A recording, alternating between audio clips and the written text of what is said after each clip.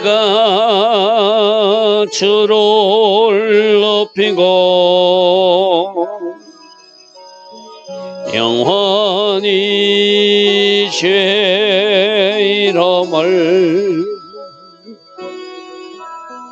송축하리이다. 왕이신 나의 예수님, 왕이신 나의 예수님, 내가 주를 높이고 영원히 주의 이름을 송축하리이다. 왕이신 나의 예수님, 왕이신 나의 예수님, 내가 주를 높이고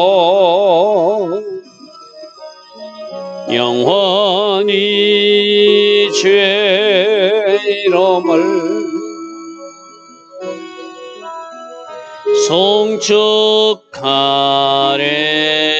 송축하리이다. 왕이신 나의 성령님, 왕이신 나의 성령님, 내가 주를 높이고 영원히 주의 이름을 송축하리이다.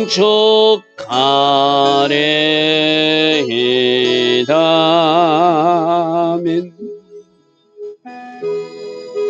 좋으신 아버지 하나님, 오늘도 우리에게 새벽 은혜 주시니 감사합니다.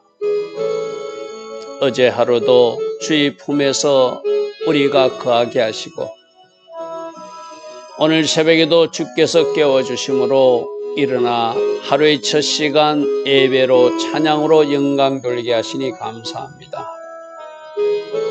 사바의 시간 하나님 앞에 올려드려 하나님 계획하신 일들이 이루어지는 오늘 하루 될 수 있도록 오늘 하루 시간 관리를 잘 할 수 있는 우리 모두 되게 하옵소서. 말씀을 요구하는 그 영역까지 우리가 다 들어가서 말씀 울타리 안에 있기에 결과가 복이 되는 인생들 되게 하옵소서. 우리 허물과 잘못은 예수 피로 가려주시고 오늘도 새롭게 결단하며 달려갈 수 있는 우리 모두 되게 하옵소서. 예수와 하마시아 이름으로 감사하며 기도드리옵나이다. 아멘.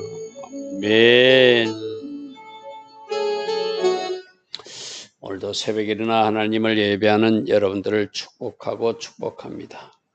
자, 어제 이야기는 어떤 이야기였죠?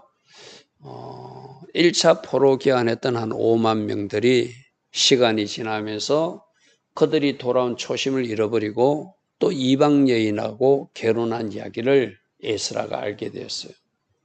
그래서 울며 통곡하며 금식하고 있을 때 스가랴라는 사람 한 사람이 일어나서 우리가 에스라 지도자의 그 가르침을 받을 테니 그 일들을 좀 행하여 주시고 우리를 바르게 지도해 달라고 그런 요청하는 사람이 있었죠.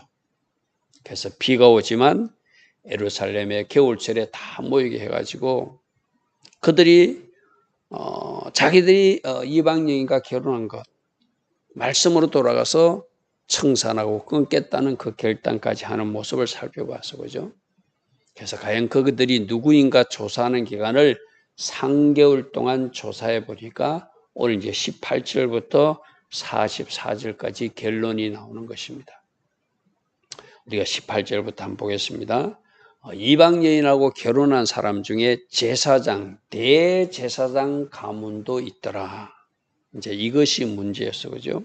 18절에 보니까 제사장 무리 중에 이방 여인을 아내로 맞이한 자는 총 18명이 등장하거든요. 총 18명이 제사장이면서 그 가문 중에서 이방 여인하고 결혼한 사람들이 18명이에요. 그 중에 대제사장 가문이 5명이나 있어요. 거기 에수아 자손 한 개, 즉 에수아 자손이 대제사장 후손들. 그들 중에서 5명이나 그들이 이방 여인을 아내로 맞았더라. 누구보다도 솔선수범하고 누구보다도 말씀을 아는 사람으로서 하지 말아야 될 것을 하지 말아야 되는데 이들이 이방 여인과 결혼하는 일에 그들이 같이 휩쓸려서 지도자로서의 모범을 보이지 못한 모습이 대제사장 가문 중에서 5명이 발생했다는 거예요. 그런데 그들이 19절에 그들이 다 손을 잡고 맹세하기를 그들의 아내를 내보내기로 하고 말씀에서 입에 댔으니까 우리가 잘못된 것이니까 말씀으로 돌아가서 이 잘못된 것을 정리하겠습니다 하면서 그 죄로 말미암아 순양 한 마리를 속건제로 드렸다. 자, 여기에서 그들이 자신들의 아내를 다시 이방 자기 친정으로 돌려보내겠다는 결단은 여러분 이스라엘 공동체에 왜 이방인하고 결혼하지 말라고 그러죠? 여호와의 순수 신앙을 지키기 위한 거예요. 솔로몬 시대 때도 솔로몬이 왕이면서 이방 여인들을 많이 아내로 두어서 그것 때문에 성전 바로 앞산에 감람산에다가 이방인 신전까지 지어놓고 산당을 지어놓고 우상 숭배했던 일이 이스라엘 역사 속에 있었잖아요. 그것 때문에 나라가 남북으로 나눠지고 그것 때문에 결국 하나님께서 그 이스라엘 일지라도 예루살렘 일지라도 하나님이 성전일지라도 다 헐어버리고 그들을 포로로 보내었던 것이 그 출발점이 그 솔로몬이거든, 그죠? 그런데 또다시 그 조상들이 잘못을 포로 귀환한 그들이 또 그러고 있으니 이제 이것이 문제라는 거예요. 근데 다행스러운 것은 우리가 말씀에서 잘못됐구나. 말씀에서 원하는 바로 돌아가야 되겠구나. 말로만 하는 것이 아니라 결단하면서 그 아내를 자기 친정으로 이방 지역으로 돌려보내기로 결단한 것은 잘했다고 할 수 있죠. 근데 그 다음에 대제사장 가문이면서 이 잘못한 죄에 대해서 속죄제를 드려야 마땅한 거거든요. 근데 그들이 속건제를 드렸대요. 이제 여기서 이들이 말씀을 알긴 하는데 제대로 알지 못한다는 거예요. 말씀을 제대로 알고 있었으면 이방 여인하고 절대로 결혼하지 않았겠죠, 그죠? 그러니까 시간이 지나면서 또 이건 뭔가 미지근해 돼가지고 말씀을 아는 것 같기도 하고 모르는 것 같기도 하고. 그래서 뭐 이방 여인들하고 우리 결혼해가지고 우리가 그래도 대제사장 가문으로서 하나님을 잘 섬기면 되지 하고 합리화시키면서 지금 이 속건제 드리는 모습이 잘못되면 속죄제를 드려야 되거든요. 말씀대로 해야 되잖아요. 제 잘못은 속건제라는 것은 경제적 어떤 배상의 의미, 하나님의 성물에 손해를 입혔거나 누군가에게 사람에게 성물을 뺐을 때 그것을 배상하고 5배를 갚는 그것이 속건제잖아요. 그러니까 이들이 하기는 하는데 말씀을 제대로 모르고, 자, 이건 오늘 우리에게도 굉장히 중요하거든요. 여러분들이 말씀을 확실하게 모르면 어중간하게 말씀을 지키는 이것도 아니고 저것도 아닌 사람이 되는 거예요. 그렇다고 완전히 말씀에서 벗어난 것도 아니고 그렇다고 완전히 말씀 안에 있는 것도 아니고 지금 이 속죄제를 지켜야 될 때 속건제를 드리듯이 우리도 하나님이 요구하는 것이 A인데 내가 말씀을 잘못 알고 있으면 B로 하면서 나는 순종하고 있다고 착각할 수 있다는 거예요. 여러분들이 진짜로 말씀을 가까이 하시고 말씀에서 요구하는 삶을 살기 위해서는 그러기 위해서 날마다 말씀을 읽어야 되고 또 말씀이 읽다 모르는 것 있으면 영적 리더들에게 묻기도 하고 또 스스로 성령님께 묻기도 해서 이 말씀에 정통한, 말씀에 익숙한, 에스라는 말씀에 익숙한 사람, 정통한 사람, 말씀 늘 손에 가까이 있는 사람, 그래서 말씀을 연구하고 준행하고 가르치기로 결심한 사람, 우리가 에스라에서 살펴봤어, 그죠? 말씀에 정통하시기 바랍니다. 그리고 내가 알고 있는 말씀을 아는 말씀으로 끝나는 것이 아니라 준행하는 에스라 같은 사람들.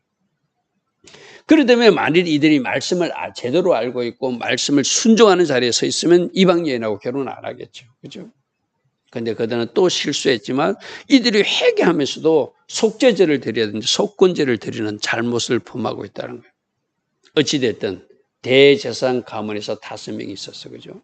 그리고 인멜 자손, 하림 자손, 바솔 자손 했는데 그들은 13명이에요. 자, 제사장 가문에서 5명, 13명, 18명이라는 것은 42,800명이 돌아왔다고 그래서 그죠? 4,000명 정도가 제사장이 돌아왔다고 그래서 그죠? 그저 한 10% 정도가 돌아왔는데 지금 이번에 조사를 해보니까 114명이 이방인과 결혼했거든요. 그중에 한 15%가 차지한다는 것은 제사장들이 많이 실수했다는 거예요. 오늘날로 말하면 목사님들이 많이 실수했다는 것을 의미하죠. 그죠? 목사님들이 더 모범을 보이고 한두 사람 실수하는 걸로 끝나야 되는데 그들이 15%나 차지하고 있다는 것은 에스라가 하나님 앞에 낫을 들기도 부끄럽듯이 그 부끄러운 영역들이에요. 그죠? 근데 이제 다행히도 조사해 보니까 이 18명이 우리가 잘못하고 있습니다 하고 그것이 밝혀졌다는 거예요. 그럼 어떻게 돼요? 그 아내들을 친정으로 돌려보내야 되고 아이들도 낳았으면 그들도 돌려보내는 아픔의 대가를 치는. 그래서 항상 죄는 대가 치름이 있고 아픔이 있는 거예요. 자, 23절부터는 또 레위 사람들도 찾아보니까 레위 사람들, 노래하는 사람들, 문지기들, 이들은 성막에 봉사, 성전에 봉사하는 사람들이잖아요. 이들도 한 10명 정도. 제사장들보다는 좀 적었지만 18명에 대해서 한 반 정도 10명이지만 그래도 이들도 오늘날로 말하면 굳이 비교한다면 교회 전도사님들이나 그 어떤 부교육자들도 이렇게 한 10명 정도 이방인하고 결혼하고 있다는 거예요. 레위 사람들, 노래하는 사람들, 문지기들, 성막에서 봉사하는 사람들 더욱더 거룩해야 되잖아요. 제사장들은 성전에서 제사를 집전하는 사람이니까 더욱더 거룩해야 되잖아요. 말씀에 순종해야 돼. 거룩이 뭐라고 그랬죠? 구별되게 사는 거라고 그랬잖아요. 구별되게 사는 방법, 말씀 안에서 말씀대로 사는 것이 구별된 거죠. 그런데 그들이 하지 말라고 한 이방 여인과 결혼한 부분들이 나타났다는 거예요. 자, 그 다음부터 25절부터는 이스라엘 중에 사는 일반 백성을 이야기하는 겁니다. 여러 어떤 지파들 이야기, 여러 가문들 이야기를 기록했는데 25절부터 43절까지 쭉 기록해 놨어요. 자, 그것을 보면 그들 숫자는 한 86명 정도 되는 걸 숫자가 나와요. 이게 아무래도 숫자가 많으니까 일반 백성들이 많죠. 일반 백성들이 많고, 그래서 44절에 이상은 모두 이방 여인을 아내로 맞이한 자인데 총 숫자를 세보면 114명이 되거든요. 114명 중에서 제사장들이 18명, 레인이나 성막 봉사자들이 10명, 나머지가 86명. 자, 그 중에는 자녀를 낳은 여인도 있었더라. 그럼 이 아이들까지 헤어지고 나누어져야 되는 아픔이 있다는 것이죠. 이게 뭐죠? 불순종 때문에 치르는 대가죠. 불순종 때문에 치른 대가죠. 자, 오늘 이 말씀을 살펴보면서 우리는 항상 말씀을 오늘 우리에게 적용해 봐야 되거든요. 그럼 여러분 지금 이 말씀을 그대로 적용하면 여러분 가정주세 만일 불신자하고 결혼했으면 헤어지라는 이야기입니까? 그걸 또 그렇게 해석하면 안 돼요. 이거는 이스라엘 백성들이 여호와의 신앙의 순수성을 지키기 위해서 그들에게 요구한 건데 우리는 이 율법에 나와 있는 이 이방 여인과 결혼하지 마라, 불신자와 결혼하지 말라, 거기에보다 예수님이 뭐라고 말씀하셨는지를 가르침을 보고 또 신약 성경에서 사도 바울을 통해서 하나님의 명령과 또 사도 바울의 권면은 뭐라고 했는지를 한번 살펴봐야 되거든요. 이 말씀을 잘못 적용해가지고 말씀으로 돌아가서 내가 불신자하고 결혼했는데 여러분 가정에도 그런 사람이 있어요. 그럼 우리 남편과 헤어지라는 이야기인가? 어떡하라는 이야기인가? 오늘 우리 말씀을 적용할 때 우리는 잘 살펴봐야 돼요. 그래서 우리 주님의 가르침부터 먼저 보겠습니다. 마태복음 19장 9절에 보면은 나는 너희에게로는 누구든지 엄행한 이후에 즉 성적으로 실수하진 이후에 아내를 버리고 다른 데 장가드는 것은 간음하니까 이혼하면 안 된다고 우리 주님은 가르쳤어요. 그죠? 그러니까 지금 여러분들이 불신자하고 결혼했을지라도 이미 결혼한 사람들은 이 말씀을 주님의 가르침으로 받아야 돼요. 그리고 여기서도 누구든지 엄명한 이후에는 이혼하면 안 된다는 말씀도 있지만 또 우리 주님이 가르치면은 70번에 7번씩 용서하라라는 말씀도 있어요. 그죠? 만약 성적으로 실수했어요. 누군가가, 배우자가, 상대편이. 그럼에도 그리스도의 사랑으로 실수해서 그 가정과 하나 되는 것도 주님이 또 가르침으로 우리는 받아야 돼요. 그죠? 그러니까 우리는 구약에서 이방인과 결혼하지 말라는데, 그럼 우리가 불신자하고 결혼하면 안 되는가? 청년들은 그 말씀을 지키십시오. 불신자와 멍에를 매지 말라는. 그럼 이미 결혼한 사람들이 에스라서 10장에 보니까 자기 아내들을 내어보냈어. 아이들도 내어 쫓아보냈어. 그럼 우리도 그렇게 살아야 되는가? 우리는 주님의 가르침을 우선 받아들여야 되거든요. 엄행한 이후에는 헤어지면 안 된다. 이혼하지 말라는 이야기거든요. 또 하나, 용서, 70번에 7번씩 용서라는 말을 또 엄행까지 적용해 보면은 그 사람이 진정으로 회개하고 가정을 이루기를 원한다면 남편이, 그죠? 아내가. 그렇다면은 그 가정은 유지해 나가는 것이 그리스도의 자녀로서의 사랑을 가진 용서의 계명까지 실천하는 사람이겠죠. 그래서 사도 바울도 이렇게 가르쳤어요. 여러분 고린도전서 7장 10절에 보면 결혼한 자들에게 내가 명하노니 이 명령은 내가 하는 것이 아니라 주님의 명령으로 받아야 된다. 여자는 남편에게서 갈리지 말고 만일 갈라섰으면 그대로 지내든지 다시 남편과 화합하도록 노력해라. 남편도 아내를 버리지 마라. 이거는 같은 예수 믿는 사람들이 결혼해놓고 어떤 이유로 갈라지지 말라는 거예요. 쉽게 말해서. 그러니까 우리가 이것은 사도 바울의 권면이 아니라 이것은 주님의 명령으로 받아라. 이혼하지 말라는 거예요. 그죠? 이혼하지 말라는 거예요. 만일에 불신자들하고 결혼했을 때도 뭐라고 합니까? 12절에. 그 나머지 사람들은 만일에 나는 예수 믿는 사람이고 예수 안 믿는 남자와 결혼했어요. 근데 이거는 주의 명령은 아니지만 내가 하나님 은혜 가운데 나는 이렇게 권면하고 싶다는 거예요. 만일 어떤 형제에게 믿지 않는 아내가 있으면 남편과 함께 살기를 좋아하거든. 쉽게 말해서 남편은 예수를 믿는데 아내는 예수를 안 믿어. 그런데 그 여자가, 그 아내가 남편과 살기를 원하거든. 그걸 버리지 말래요. 이혼하지 말라는 이야기죠. 또 어떤 여자에게 믿지 않는 남편이 있어. 여자분은 하나님을 잘 믿어. 그런데 믿지 않는 불신자와 결혼했고 아직도 안 믿어. 그런데 그 남편이 아내와 함께 살기를 좋아하거든. 그 남편을 버리지 말래요. 할렐루야 하면. 왜?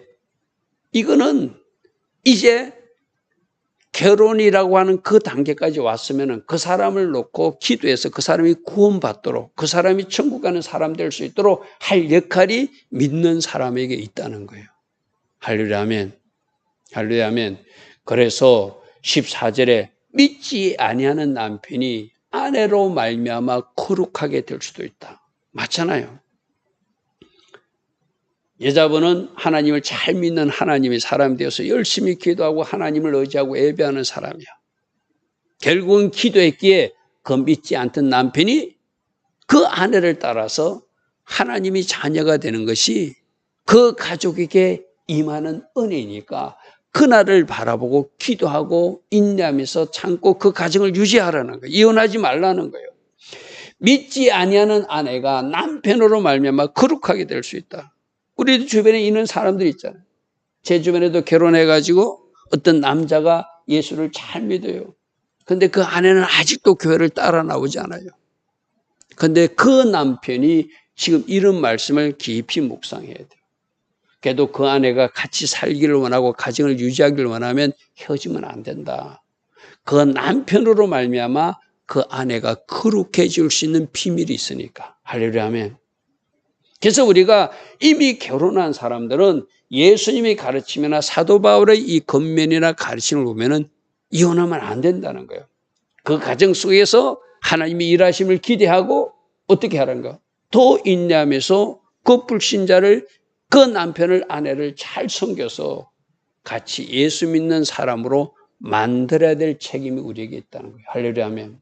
그래서 여러분, 성경은 구약이 이렇게 돼 있는데요. 아니, 우리는 신약의 가르치면서 또 뭐라고 주님이 가르치고 있는가? 그것을 우선적으로 적용해야 되겠죠. 그죠? 그래서 오늘 에스라서 가지고 이방인들 쫓아냈는데 나도 지금 불신자하고 결혼했는데 그러면 헤어지라는 말인가? 그렇게 잘못 해석하면 아까 제사장들이 속죄제 드려야 되는데 속건제 드리는 거와 똑같은 거예요. 그죠? 말씀을 바르게 이해하라고 오늘 제가 일부러 신약 말씀을 이 에스라서를 마치면서 여러분이 전합니다. 자, 그리고 그럼 결혼하지 않는 청년들은 어떻게 해야 돼요? 이 말씀을 적용해야 되겠죠. 너희는 믿지 않는 자와 멍에를 함께 매지 말라. 고린도서 6장 14절 말씀을 적용해야 되겠죠. 이미 결혼한 사람들은 마태복음 19장 9절 절대 이혼하지 마라. 또 고린도서 7장 갈라지지 마라. 그 믿지 않는 아내나 남편이 믿는 아내나 남편에서 거룩하게 될 수 있다. 그 말씀을 우리가 적용해야 되고, 아직 결혼하지 않는 사람들은, 청년들이는 어떻게? 너희는 믿지 않는 자와 멍에를 결코 같이 매지 말라. 이 말씀을 받아야 되겠죠. 그죠? 그래서 우리가 말씀 적용을 잘 해야 되거든요. 의와 불법이 어찌 함께하며 빛과 어둠이 어찌 사귀느냐. 저 말씀이 분명히 있는데도 맹해를 매지 말라는 말씀인데도 저 맹해를 내가 이 사람을 사랑하니까 내가 전도할 수 있어 하다가 많은 고난과 그 대가를 치르는 사람들을 우리가 주변에서 보잖아요. 그죠? 그러니까 우리는 말씀 단계에서 순종하고 말씀을 따라가는 말씀 울타리 안에 있을 때 주님의 보호하심과 은혜가 우리에게 충만히 임하는 것이죠. 그래서 우리가 오늘 에스라서를 마치면서 여러분 에스라서 말씀을 잘 묵상해 보시고 나보고 이렇게 삶에서 살아내라고 하는구나. 회개할 때는 입술로만 회개하는 것이 아니라 끊을 것은 끊고 완전히 말씀으로 돌아가는구나. 그럼 오늘 마지막 이 10장의 말씀을 어떻게 적용해야 되는가? 그럼 마태복음 19장 말씀이나 고린도전서 7장 말씀이나 고린도서 6장 14절 오늘 본문 말씀을 잘 적용해 가지고 우리 삶에 적용하는 것.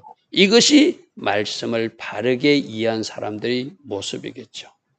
좋으신 아버지 하나님, 오늘까지 에스라서를 통하여 성전 건축 이야기와 성전 건축을 방해받다가 다시 시작해서 완성한 이야기, 그들이 유월절을 준수한 이야기, 또 이렇게 2차 기한에서 이방인과 통혼하고 하나님의 말씀을 어긋난 사람들이 어떻게 결단하며 또 하나님의 말씀의 자리로 돌아오는지 우리로 보게 하셨습니다.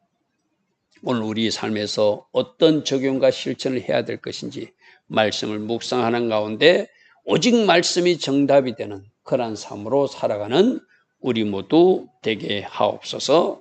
예수와 하마시아 이름으로 감사하며 기도드리옵나이다. 아멘. 지금은 우리 주 예수 그리스도의 크신 은혜와 하나님 아버지의 영원하신 사랑과 성령 하나님, 오늘도 우리 안에서 내주하시며 늘 성령으로 조명하여 주시고 때마다 기름 부어주시며 성령 충만의 복으로 함께하여 주시는 그 은혜가 오늘도 새벽에 일어나 하나님 말씀을 듣고 새롭게 달려가기로 결단하는 주의 자녀들 머리머리에 이 땅에 껴있는 모든 성도님들 위해 지금부터 영원토록 영원히 함께하여 주시기를 간절히 축원하옵나이다. 아멘. 주님 감사합니다. 새벽마다 에스라서를 통하여 우리에게 말씀해 주시니 감사합니다. 또 내일부터 느헤미야를 통하여 또 우리에게 말씀하여 주실 것을 우리는 기대하고 소망합니다. 좋으신 아버지 하나님, 오직 말씀이 정답이 되는 삶을 살아갈 수 있도록 늘 성령으로 간섭하시고 인도하옵소서. 주님 감사합니다. 주님 감사합니다. 아버지